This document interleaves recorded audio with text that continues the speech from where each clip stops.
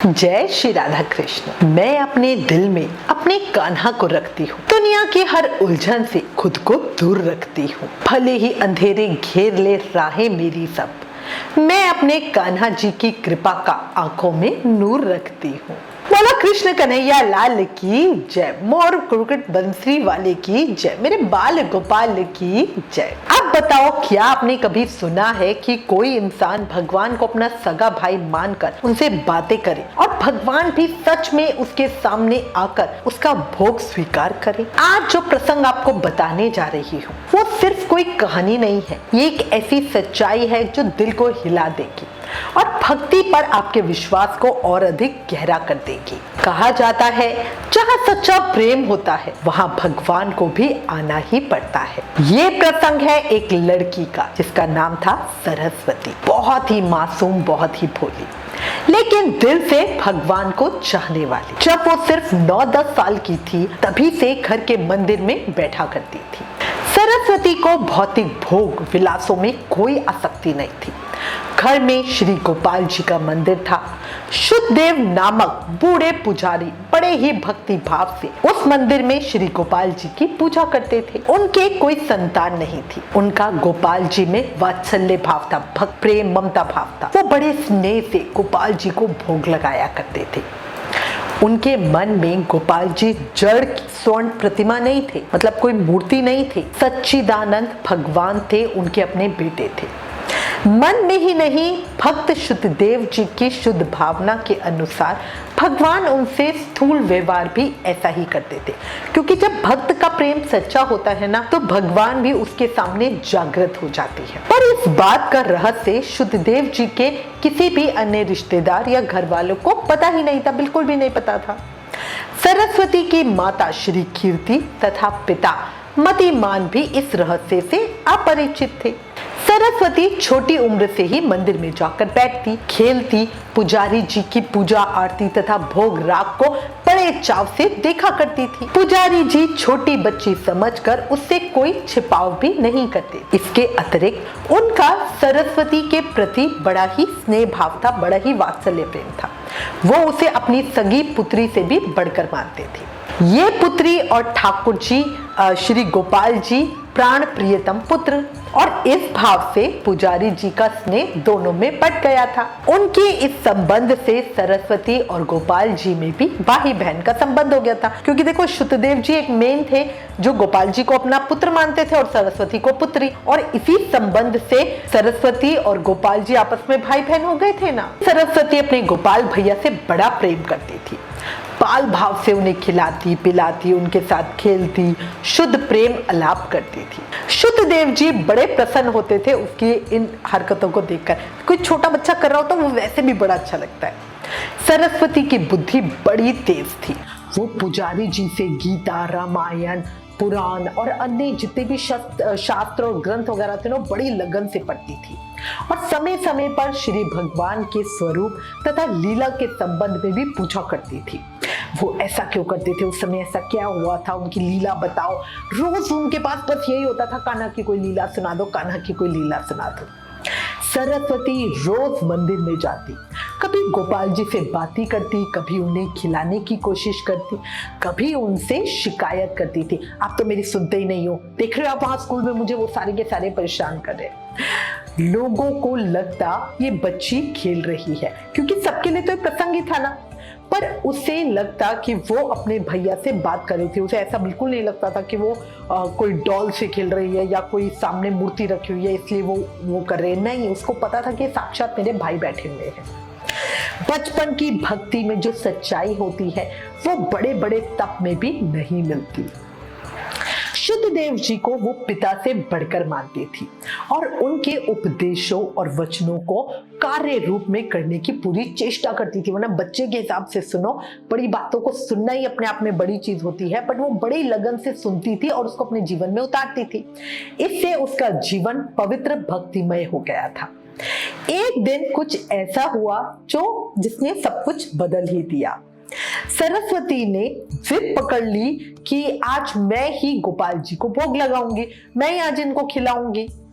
पुजारी जी ने समझाया पर वो नहीं मानी। आखिरकार उन्होंने उसे भोग लगाने दिया और खुद बाहर चले गए, मतलब कुछ अन्य काम करने लग गए। सरस्वती ने प्यार से थाली रखी और बोली, भैया आओ ना खाना खाओ ना, भैया आओ ना खाना खाओ ना। लेकिन कुछ नहीं हुआ, खाना यूं का त्यों रखा हुआ था। कुछ देर बाद उसकी आंखों में आंसू आ गए, वो रोने लगी। इतना रोई कि जैसे उसका दिल ही टूट गया हो, क्योंकि उसे लग रहा था कि जब पंडित जी खिलाते तब तो बड़े आराम से खा लेते, आज मैं खिला रही हूँ तो वो नहीं खा रहे हैं, इसका मतलब तो मुझे बहन ही नहीं मानते हैं ना। और तभी कुछ ऐसा हुआ जिसे सुनकर आप भी सिहर जाओगे। वही छोटी सी मूर्ति जिसे सब पत्थर समझते थे, उसमें से लड्डू गोपाल जी खुद प्रकट हो गए, साक्षात सामने आ गए। हाँ, सच में वो सामने आ गए, मुस्कुराए और सरस्वती के हाथ का भोग खाने लगे। उस दिन सरस्वती को लगा उसे पूरा संसार ही मिल गया है। जिसे भगवान मिल जाए उसे और क्या ही चाहिए इस जीवन में, सही कह रही हूँ। इसके बाद तो उनका रिश्ता और भी गहरा होता चला गया। सरस्वती ने उन्हें अपना भाई मान लिया और हर साल रक्षाबंधन पर उन्हें राखी बांधने लगी। और आप यकीन नहीं करोगे, गोपाल जी हर बार सच में आकर राखी बंधवाते भी थे। 9 ही वर्ष की अवस्था में सरस्वती को श्री भगवान के साक्षात दर्शनों का सौभाग्य प्राप्त हो गया था। शुद्धदेव जी इससे बड़े ही प्रसन्न थे। इसके बाद तो श्री गोपाल जी के साथ सरस्वती जी का भाई बहन का संबंध इतना स्पष्ट और सुदृढ़ हो गया था कि दोनों जाने कितनी ही बार मिले और कितनी बार परस्पर सुख दुख की चर्चा करते थे।